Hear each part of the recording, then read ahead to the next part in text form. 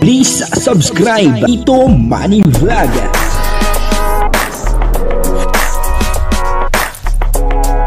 Payagan po si Tito Manny Vlog na mag-reactor para pambiling gamot sa kanya pong karamdaman. Wala man siyang records ng ng awayan. Magandang umaga, magandang tanghali at magandang gabi sa inyong lahat mga kapatid. Saan man kayo ng panig ng mundo naroon ngayon ay mag-iingat kayo palagi at pagpalain kayo ng ating Panginoon. Maraming salamat din po sa patuloy na tumatangkilik sa aking YouTube channel at nanonood sa aking video reaction.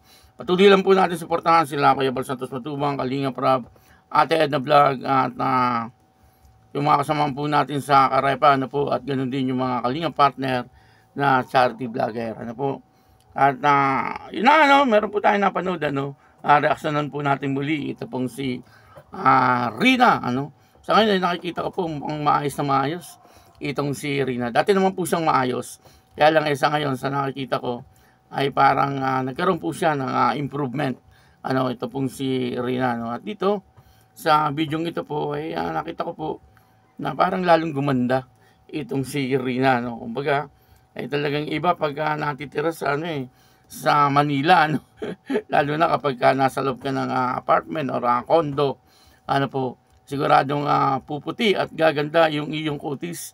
Iwan ko lang kung bakit pagka nasa Maynila ay nag-iiba yung nag-iiba yung yung skin pumuputi kasi nung tumira po ako sa Manila ay talagang pumuti po ako pero nung bumalik po ako dito sa probinsya bumalik po sa dati yung kulay ko. Umitim uli. Kaya sa ngayon siyempre ilang buwan na ba si Rina sa Manila? Medyo matagal-tagal na Kaya nakikita po natin talagang gumanda yung kanyang kutis at pumuti po siya. Yung po ang nakikita ko po sa kanya. At yung kanyang buhok ay talagang straight na straight, long hair na. Itong si Rina. Pakatawa po na si Rina sa ngayon ay makikita po natin ay nasa maayos naman pong kalagayan. Yan po ay sa nakikita ko lang sa vlog at sa mga picture sa tingin ko ay maayos naman po ang kanyang kalagayan at hindi naman po siya napapabayaan ni Ma'am Melanie sana ganoon din po, sana natuturuan po siya lagi ni Ma'am Melanie katulad po nung pagbabasa yung pagsusulat sa mathematics importante po na matutuhan yun ni Rina. Kaya siyempre pagka bumibili po siya dapat alam niya yung pera kung magkano at kung magkano rin po yung isusukli sa kanya yung mga ganung bagay po ba ito ay konting lang po ito, parang paalaala lang pero kung sakaling nangyayari na po kay Rina yung mga ganung bagay maraming salamat po kasi siyempre dati po alam naman po natin na si Rina ay talagang makakalimutin kahit yung pera hindi niya po masyadong kilala yung pera kung magkano po yung hawak niya pera yung kunyari yung 100 yung 20 basta binibilang niya 1, 2, 3 parang ganun sana ngayon ay hindi lang yung sa kagandahan siya nagkaroon ng improvement ganun din po sa kanyang mga natutuhan kasi meron naman daw po siyang tutorial, hindi po ba nasabi po yun dati kaya sana ay tuloy-tuloy yung tutorial sa kanya yan naman po ay parang konting paalala lang. Wala naman po tayong ibig sabihin siyempre nagpapasalamat po tayo sa katayuan ngayon ni Rina kasi yung mga hindi po niya nararating ay nararating po niya at sa tingin ko naman ay napakaganda po ng kanilang tinitirahan at malapit na po yung Christmas malapit na yung Christmas sana ay makasama din ni Rina yung kanyang mga kapatid yung kanyang lolo at lola sana po ay magkasama-sama po sila hindi ko lang po alam sa ngayon kung sino po ang kasama ni Rina na kapatid sa Manila ang alam ko ang kasama niya po ay si Ma'am Melanie at alam naman po ni Ma'am Melanie kung po yung karapat dapat kay Rina at alam niya po kung po yung sino ang mga dapat na magiging kaibigan ni Rina sino yung magiging kasalamuhan ni Rina siyempre ay ina po yan hindi naman niya po ipapahamak si Rina at nakikita ko naman po na mahal naman ni Ate Melanie itong si Rina. Kasi siyempre siyang ina, dapat po protektahan niya at pangalagaan niya talaga itong si Rina. Maraming salamat po sa inyong lahat at ganun din po sa lahat na nagmamahal kay Rina, no? Diyos. Kay Kuya Val, kay Ate Edna, kay Kuya Rab, maraming salamat po. Kardus ko. Bakit ba pag ika'y nakikita, puso ko ay kumakaba? Pag nasilayan ko ang iyong ganda, puso ko ay nababalisan. Kapag ika'y katabi, ako'y di mapakali. Walang ibang iniisip, di ka lagi. Sinubukan at ikaw ang laman ng puso ko't isipan. Sa araw at gabi, ikaw ang dahilan. Di ako matutulog sa kakaisip sa'yo. Katigaw sila, ikaw ang dahilan.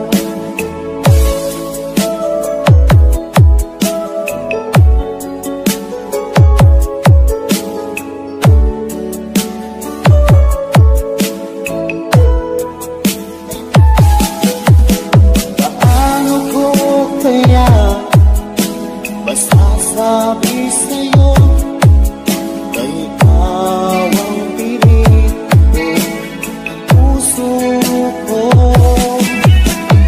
Aking nagdama ay parang lang sa'yo. Asahan mo ito siya ay di na maglalaho. Pagkat ikaw ang laman ng puso ko't isipan. Sa araw at gabi, ikaw ang dahilan. Di ako matutulog sa kakaisip sa'yo. Kung ikaw sinta, ikaw ang dahilan.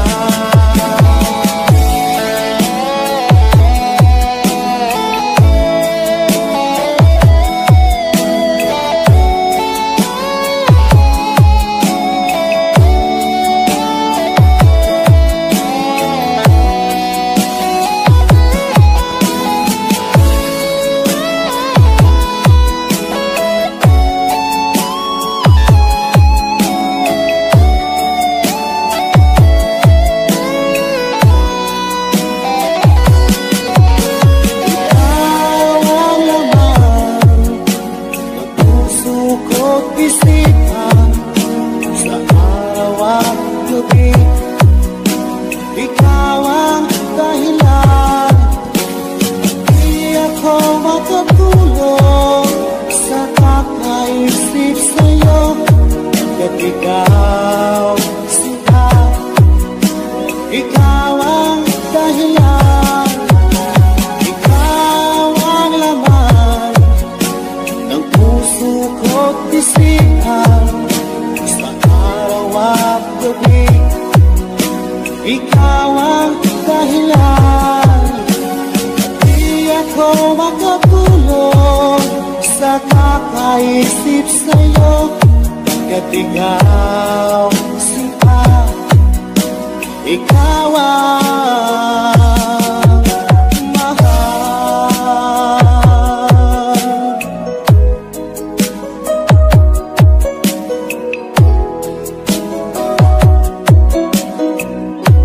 Bakit ba pag ika'y nakikita, puso ko ay kumakaba?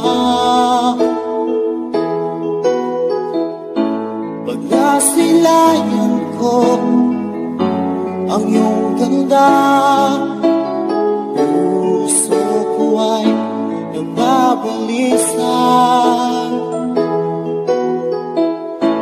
Kapag ika'y katabi, ako'y di mapakali. Walang ibang iniisip, di ka lagi. Sinubukan at ikaw ang laman ng puso ko't isipan. Sa araw at gabi, ikaw ang dahilan. Di ako matutulog sa kakaisip sa'yo. At ikaw sila, ikaw ang dahilan.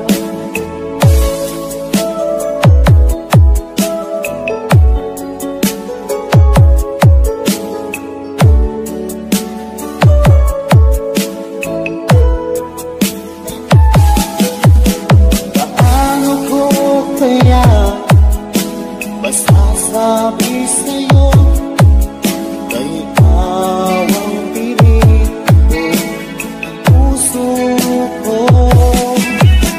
Aking nagdama ay parang lang sa'yo. Asahan mo because ikaw ay di na maglalaho. Pagkat ikaw ang laman ng puso ko't isipan. Sa araw at gabi, ikaw ang dahilan. Di ako matutulog sa kakaisip sa'yo. Kung ikaw sinta, ikaw ang dahilan.